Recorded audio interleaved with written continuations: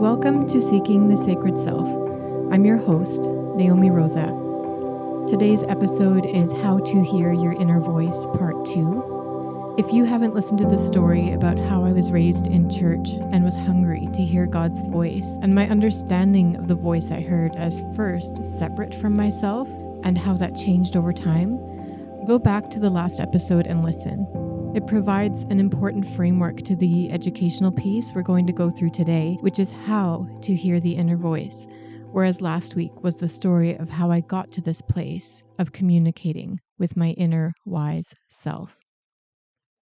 Remember from last week that your inner voice is the voice of the essence of you, the spark of spirit or life that you were born with, the part that came to earth as it is and will never change, but has so much to express and give, so many ways it can anchor and balance you, and so many ways it expresses to you and through you. It's also interconnected with the energetic world around us, meaning that it is connected to the history of the world and the potential future, and to the subconscious minds of everyone around you, and to the earth itself. And it speaks to us in ways we can receive, ways that are different for everyone, but there are some commonalities. If we're going to talk about the inner voice, we first have to address some misunderstandings about it, reasons why we don't hear or know our inner voice more naturally. One of those first misunderstandings is that this voice is not always a literal voice or words. If people try to, quote, hear, unquote, their inner voice, they may be trying with their physical ears, or waiting for the voice to occur in the same place inside where their thoughts occur, or they may have something entirely different happen, but they don't notice it because they're waiting to hear actual words or an actual voice. When we talk about the voice of the inner self, we have to define that it is not a literal voice, but something that speaks. We call it a voice because that's the best way to understand that it is a part of us that communicates. But communication means it gets a point across. It transmits a signal in a way that we can receive it. It shares meaningful ideas. So one of the mistakes we make when we try to hear our inner voice is in tuning into our physical ears or an inner sense of hearing, we look only for words. So if words don't come, we figure we failed. Much of what I'm going to share today has come through my lived experience, and some of it has come through being deeply immersed in the world of mind-body medicine, not just with me, but with my clients and my training. In this world, it's so much about how our mind and body interact and how they are always expressions of each other, and that beneath the turbulence we feel is always a sacred inner core. It's always competent. It's always whole. It's always ready to calm the troubled waters and guide us into a place of inner peace. And ultimately, when we are looking to hear from our inner voice, that's what we are seeking. We're seeking reassurance, connection, wholeness, and peace. A second reason we don't hear the inner voice is that we didn't know the inner voice existed. No one has ever taught us that. We may be living mostly in our thinking minds, not familiar with anything that goes on in the body. Or if we have heard some people have an inner voice, we were also told that any inner voice is a symptom of schizophrenia or hallucinations, which of course creates fear and makes us afraid of these sometimes strange, emotional, or big inner experiences we have.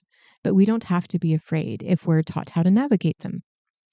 And that brings us to number 3, which is that we haven't been taught how to hear the inner voice.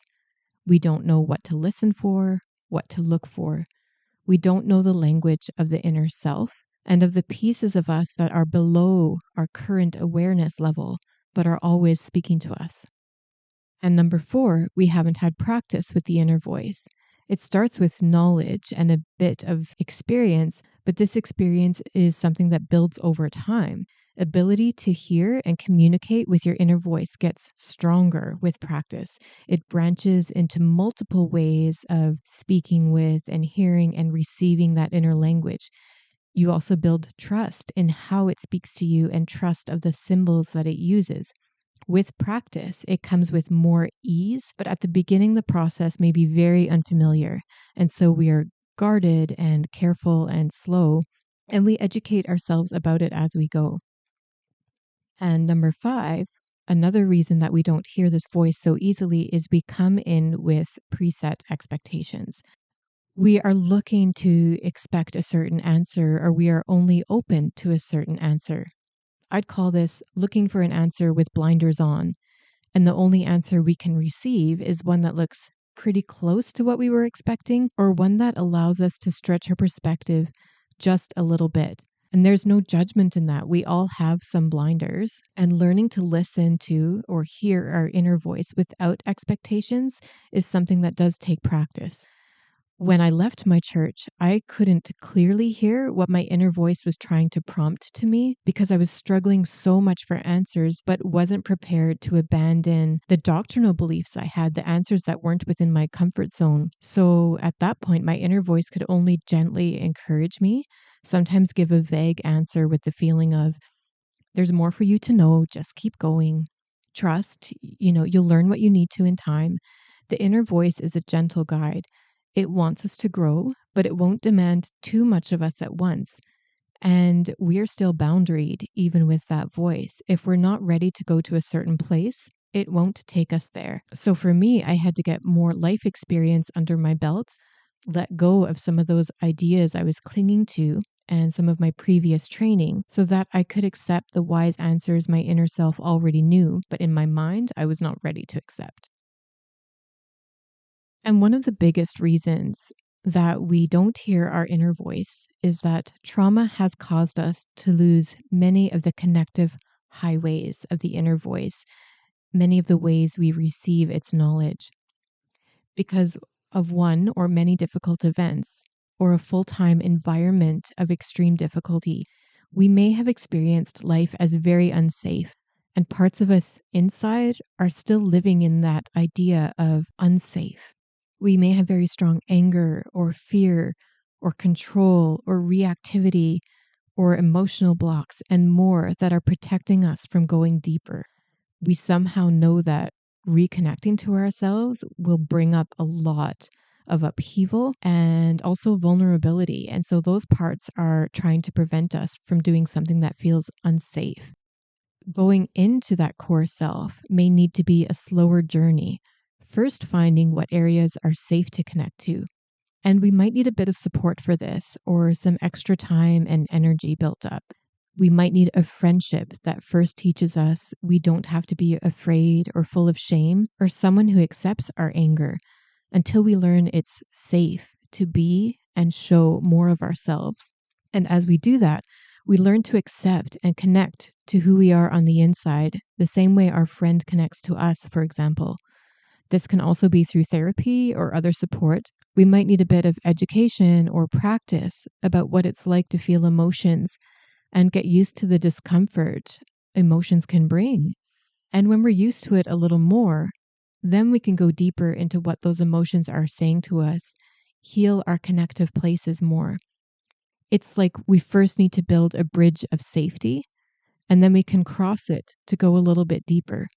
So if you feel really disconnected from yourself or this sense of a self that wants to speak to you, that's okay. And going deeper is just a process of learning, building that bit of safety, and then having some practice of different areas. And I'm going to add some encouragement for you right after I say the next little piece. To recap then, we all have an inner voice. I'm first going to talk about how we recognize that it is our inner voice speaking and not something else, and then the many ways it does speak to us. And hopefully this will increase your comfort level with this idea. You will know your inner voice by the feelings it causes inside of you. The inner voice should feel natural, and it should feel like the most calm, certain part of you. It comes from your core self, the always whole, always wise part. The things it points out may be revelatory, but the revelation will most likely feel easy to integrate, like it was always the truth, always meant to be, and a rational next realization for you. More connection to the inner voice will feel like healing, like coming home, like the thing you've always been looking for, like more authentic expression of who you are and what you want. It should feel like peace. Not that it never causes uncomfortable emotions, and not that it will never point out where you are grieving or what is hurting or something difficult that you might want to do, but it will always come with a sense of rightness about it. It feels like, yes, of course, that seems like the only right step. Or, yes, of course, that's exactly what I've been feeling. I just couldn't put my finger on it. Or, yes, of course, that's what happened to me back when that accident happened. I've never been able to put it into words before, and now I feel so much better. And it's not that you will never feel fear over something the inner voice said.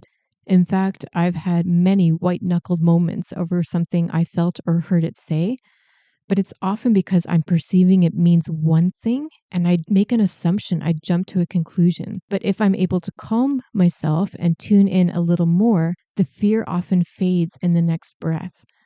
For example, I might come to know that I need to take a very big, exposed, vulnerable career step, and I'll instantly feel afraid. But in the next moment, I'm guided to know that I only have to do it a little bit at a time, or that I have all the resources I need, or that'll be shown what the first step is, and the first step isn't that scary.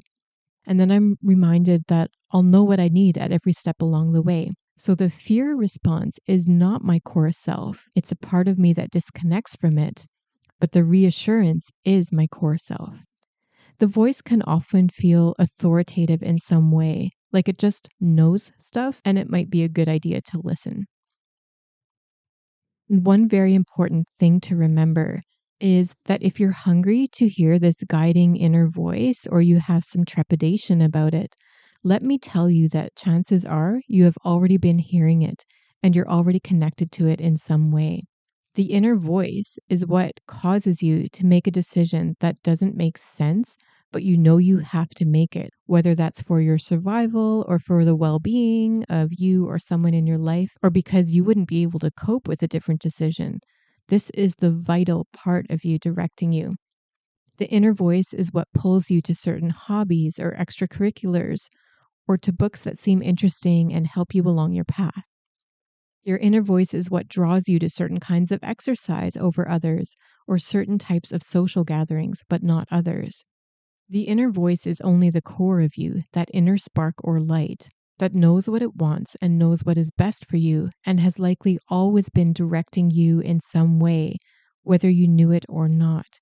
For me, that voice was always with me, telling me something was missing, telling me to keep searching, often prompting me through many little steps to end up making radical decisions, radical life changes that eventually got me to the knowledge that I needed to know. The voice was guiding me every step of the way. It's just that at the very beginning, the end point wasn't clear. I had to trust the little pieces I was hearing and the little prompts to do this or do that. Where we get stuck is when we think the voice is only words, rather than the many ways it communicates to us. So think back to some time when you just knew you had to do this thing or that thing, when you got so obsessed and interested with something that you didn't feel at peace until you followed up with that thing, or when you were so drawn to a workshop or a class and that learning did something huge for you. Or think back to an inner knowing you had, because a knowing is one of the ways the voice speaks. Like maybe that you needed to have another child or had to sell your house and travel somewhere. And it turned out to be so fulfilling and exceptional. I talked about inner knowings in episode 12. You can go back and listen to that to know more. So before you think you're starting at ground zero and have all this stuff to learn, chances are you already have a very natural way of tuning into that inner voice. It's just so common to you that you didn't recognize it was your sacred self speaking because it felt so natural. Take a moment and think about how you've been pulled towards something before. How did you know that you needed to do that thing? Was it feelings, intuition, thoughts, outer synchronicity, the sense of illumination I talked about in the last episode? Now, let's talk about the language of the inner voice. Pay attention Again, we are using a vocabulary of words. We speak of it as language and voice. I learned from Summer Bozahora, who is my mind-body healing mentor and taught me much of this material, that the language of our inner self is considered to be a language we are born with. It is a language that existed before words, and it largely consists of images and feelings and metaphor. I'll go more into other parts later, but first let's talk about images as the first way we communicate with the voice. These are pictures that pop up into the same place where we imagine or dream. In the world of energy healing and spirituality, people speak of the third eye, and the images that come are a part of third eyesight. And really, this is all the same thing. Some of these images have worked their way into our spoken language. If someone says, "I'm between a rock and a hard place," most of us will immediately form a mental image of what that might look and feel like. We instinctively know the feeling of a rock, its texture, its weight, its color, its meaning. If someone mentions a boulder, we know the size and weight of a boulder, its heaviness. Someone may say that their anger feels like a boulder sitting on their chest, and we instantly feel the crushing weight along with that person. So a person who is sinking into their inner awareness, maybe with a feeling of anger, might actually see an image of a boulder sitting on their chest in their mind's eye. This is not an actual boulder. This is a metaphor full of meaning for the person.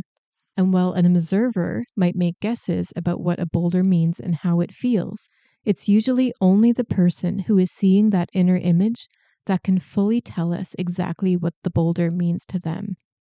If they're seeing a boulder, it is their inner self speaking to them in this metaphorical language, and the fact that it chose that image versus another one is significant. It's up to that person to continue the journey of interacting with that image and hearing that inner voice, what it wants to say about the boulder or the anger or whatever. Images can spontaneously pop up, sometimes when you're drifting into or out of sleep, or are in meditation or prayer, or when you're going through a challenging time and are really seeking guidance or spiritual support.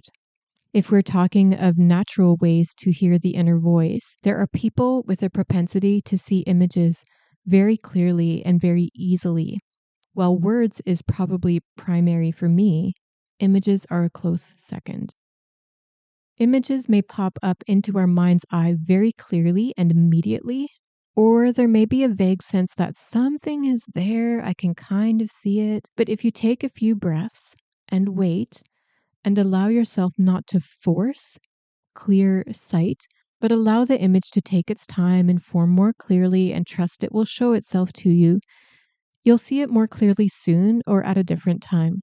Sometimes an image can feel a little frightening, like a snapping wolf that I once saw that was symbolic of my protective self, trying to keep me from being too vulnerable, which felt dangerous. But you can remember that these images are not real.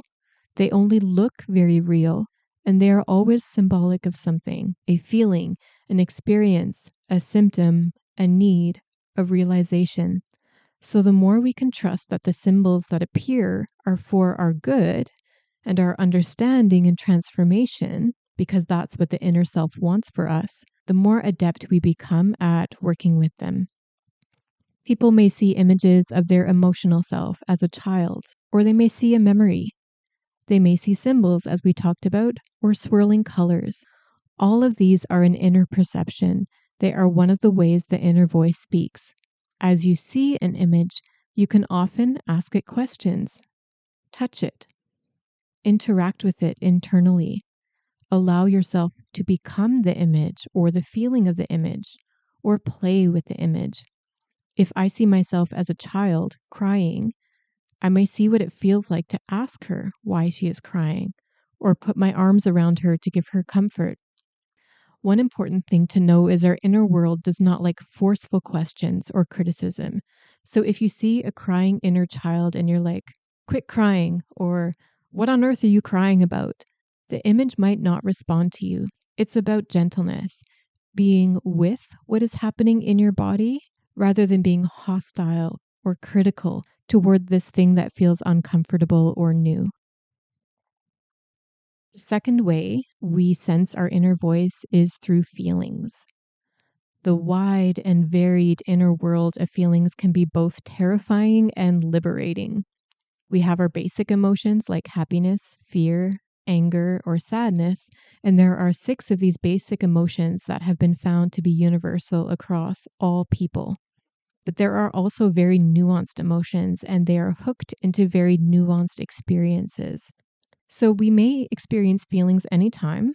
And I think the more practiced you become with feeling your emotions, you will experience them more often, more naturally throughout your day. But often they come up when we have a little space in our schedule, when we're going to bed or waking up, or while we're in prayer or meditation or a guided healing experience, like the sacred self sessions that I offer or a shamanic journey as examples. They can also come when you're taking a breath in between, say, dropping kids off at school and then leaving for work. Just those little spaces of time when you're by yourself is a good time for emotions to try to get your attention. And just like images, feelings aren't something to be afraid of. It's natural to feel fear, and yet with more time, it's not something that we have to feel. A feeling is just information that we are having a certain experience. And the kind of feeling is like an arrow pointing to something we may need to know. So if we're talking inner voice, we may feel dread when we commit to something we actually don't want to do. The dread is the inner voice, the feeling of it saying, don't do that. It's not for you. There's nothing wrong with dread. It's just telling us to back away from that thing. And excitement and joy and happiness are telling us something very good for us is happening. It's as simple as that. If we're in a meditative type state and looking for guidance, the feelings may also rise into our awareness then, often in a certain part of our body, to share information with us, as long as we keep breathing, keep observing, keep trusting the process. And then it may fade into a different feeling. Sometimes we can ask a feeling to become an image, and in that way we gain more clarity about it, why it's there, or what it wants to tell us. For example, a feeling of dread in our stomach may turn into the image of a knot, and then we see a parent is holding the end of the rope that comes from the knot, and we instinctively know the dread comes from something that is happening inside us with that parent.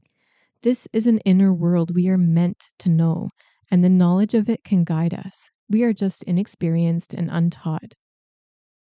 You can also see how the inner voice and the different ways it speaks can interact and can have a couple of layers. For example, a feeling might shift into an image, or an image might have a feeling attached to it. This is a natural part of the inner world. It is very fluid. It shifts very easily. Next to feelings, the inner voice speaks through sensations. When we are aware of our inner world, we may become aware of actual physical sensations. For example, of pain, pressure, pinching, or pushing. These can feel a bit uncomfortable to become aware of. Much of the pain that we carry day to day is not caused solely by our physical body, but by tension we are carrying due to something emotional or psychological. I had some shoulder pain 2 weeks ago. My neck has been tight, almost pinching, and I've been hitching my shoulder up close to my body. So I used my inner awareness to interact with it. First, I became aware of a feeling. I was frustrated that the pain was there and has been ongoing for some time. So I asked that frustration if it could just step to the side so I could talk directly to the pain.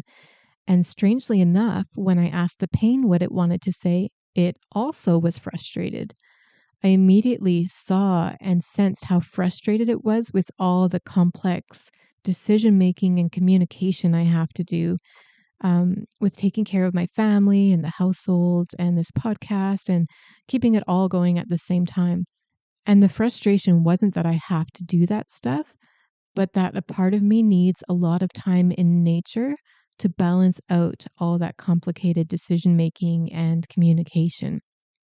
My shoulder pain actually asked if I could increase my time outdoors from what feels like 5 or 8% of my free time to about 20%. And again, when I talk about how the inner voice is so natural, when it tells me something like that, I feel into like, what would that feel like? And then I can remember how good nature has felt to me lately, how sometimes it's hard for me to take my attention somewhere else because I'm using my attention so strongly right now to create and also live all of my life. And so I need nature because it naturally calms me without me having to do a lot of work to calm myself. So you might laugh at this, but this is how informed our whole mind, body, spirit, soul, self is, and how direct it can be when we learn to speak its language. My inner self does not feel good when I'm out of balance, and it showed me how to rebalance. My shoulder immediately improved, like within that moment, it improved. And as I continue relaxing and bringing my attention back to what's out of balance, the shoulder is just settling back into place, right? So, pain is a huge physical sensation the inner self uses trying to get our attention. And if we feel any uncomfortable sensation like of pain when we're in our inner world, it's just a signal to pay attention to that spot. Allow our breath to naturally shift what's happening in our body and become open and trusting to receive any message. You can talk to the pain. Let it share how it feels through feelings and images and words and whatever else. And when we talk about pain, it's not only that momentary sensation of pain when we're focused on it, but it can also be chronic pain and disease that is an expression of long-term inner difficulty and conflict, long-term disconnection from the inner self. And you can speak to your disease, your affected organs or muscles or joints in the same way that you would speak to a momentary sensation of pain.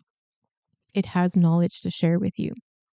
Remember, our inner self speaks not just through the mind or feelings, but through our bodies. And that's why the whole self and our connection to it is so sacred. It is so interconnected that no one piece can exist without the other, and it all mixes together. The self is what is speaking, not just that spiritual side or the physical side or the mental self. It's all together. And then we can also experience positive physical sensations, such as a sense of warmth spreading through us, a feeling of being hugged, a feeling of support, sometimes even hands guiding or soothing us. People even connect with ancestors in this way.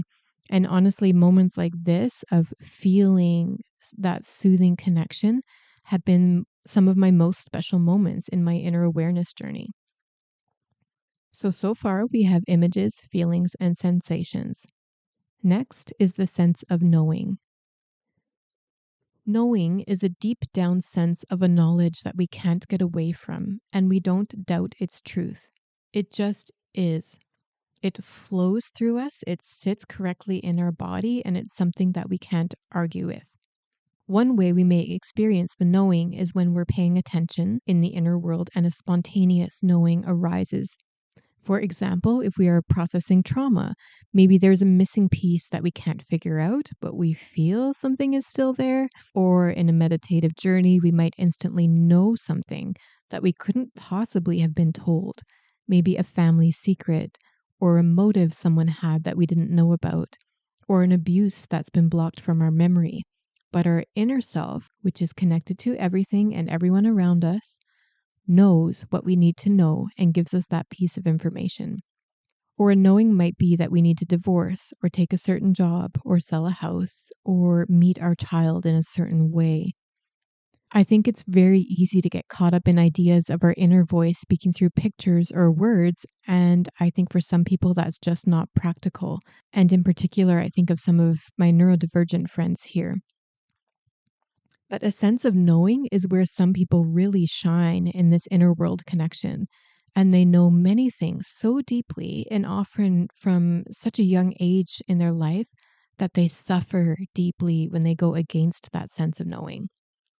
Sometimes we find our sense of knowing when we go out in nature, when we let the earth absorb all the feelings and we slow down to notice the miraculous little things.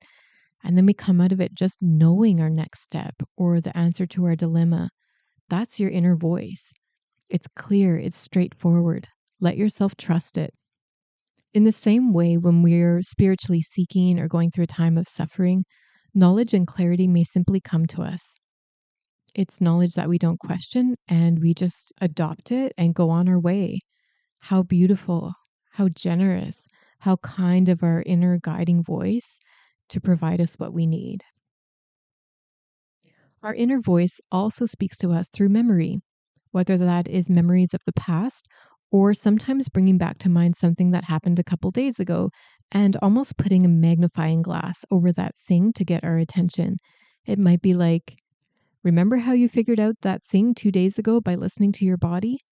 Do more of that in the future. Memory can play a vital role in the inner world. Our self can use memories to heal us by showing us the truth around them, not just our perception, but the missing pieces from our perception, the details we didn't notice.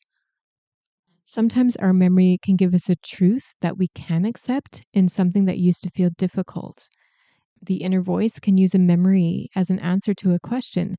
For example, a flower you are familiar with that you generally associate with peace, or a Bible verse that is meaningful to you, or a way your grandmother treated you that can soothe you again in this moment. That is your inner voice's way of bringing you back to that soothing again. Memories are incredibly complex. I don't even feel that I could do this justice without talking about it for a whole episode. Anytime your inner self brings a memory back to you, it is something that you intuitively and easily grasp. It is such a great tool for navigating awareness and healing and using past knowledge to inform your life going forward. And then we need to talk about words from our inner voice, because for some people, they will have a sense of hearing or seeing words. I both see words flowing across my mind's eye and I hear them. I occasionally get a sense almost of being whispered to.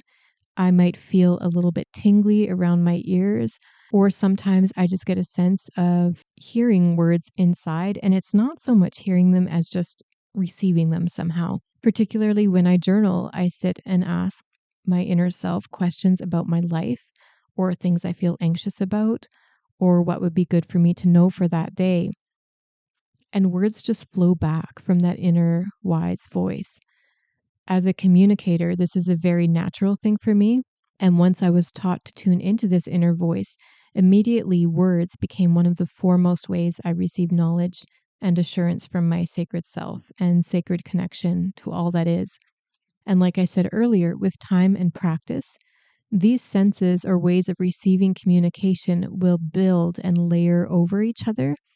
Now, when I receive words, I can often see symbols at the same time and get a feeling, sometimes even sounds or other senses layered over the image. I can see it almost as if I'm watching a TV show and feel the feelings of the characters and feel the temperature of that image and so much more. It all becomes multi-layered and more colorful and easier to receive. It's actually a really beautiful, energetic way of communicating, one that doesn't need words, because the sacred self has all the ways of communicating at its fingertips and can activate whatever senses in you work best. And at the same time, it's pure magic. I feel like I'll never be bored again. Another way of communication is illumination, which I mentioned in the previous episode. Illumination is a sense of spiritual connection when you've been seeking something, communicating with your inner self or with what you spiritually believe in, and suddenly it's as if a light shines on something inside your mind or on something outside of you and makes you sit up and take notice.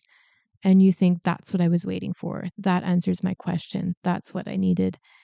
It can be a feeling of sanction, of being told, yes, this is for you, go for it. Or this is the thing you've been waiting for, isn't it?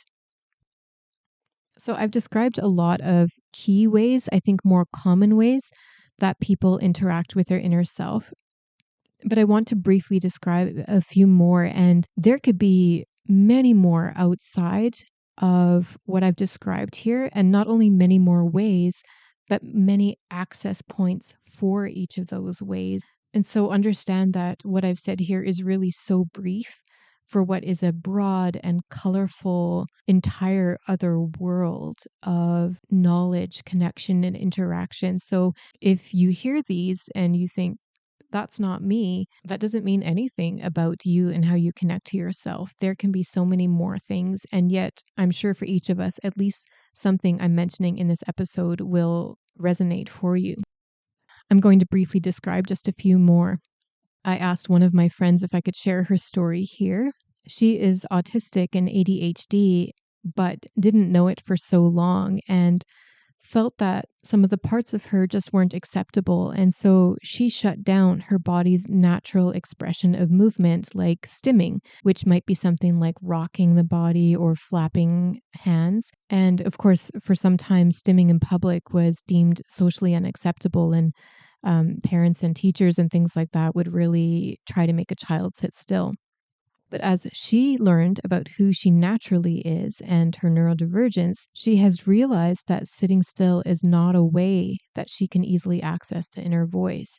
She recognizes now that if she tunes into her body and its posture and how it moves and how it feels, like if it's sluggish or feeling energized, she can use that information both to know when she is feeling joy and resonance and do more of those things, but also what her self is reflecting back to her about what she needs. So for her, getting still doesn't work on its own, but if she combines it with small movements, that's her doorway into that internal knowing place in a way she can't do without movement. She and I have also chatted that for both of us, time in nature definitely brings that sense of knowing and clarity. And I've heard from many people who don't have any kind of spiritual belief system that nature is a place where they feel that calmness and connection to all the world and themselves and gain that clarity. Another way we connect is through intuition, that gut sense of being tugged towards something or away from something else, and a little whisper to do this or that.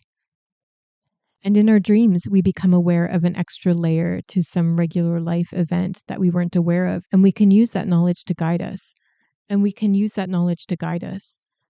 Dreams are full of symbols and feelings and more. I have had voices speak very clearly to me in dreams when I was struggling with something and looking for answers. And then I could wake up with the knowledge I needed and felt very calm and anchored.